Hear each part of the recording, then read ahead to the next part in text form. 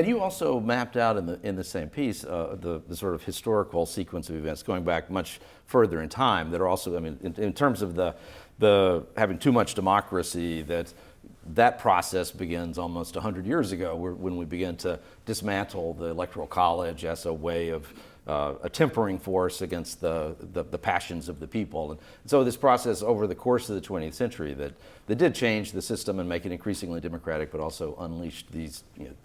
Yeah, sure. I reject the too much democracy sort of hip pocket description. I get why people say that, but what we're really talking about is how do we manage our democracy?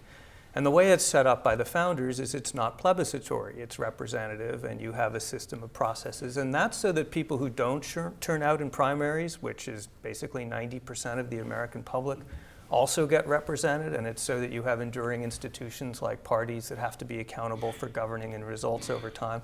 So it's not a question of becoming too democratic. It's forgetting that we need intermediaries, brokers in the system who can actually get stuff done. And when you decide all the things that they're doing look like corruption, we can do it without it, well, that's when you throw the baby out with the bathwater. I completely agree with Ryan. I don't think anyone seriously disagrees that the Republican Party is in worse shape than the Democratic Party.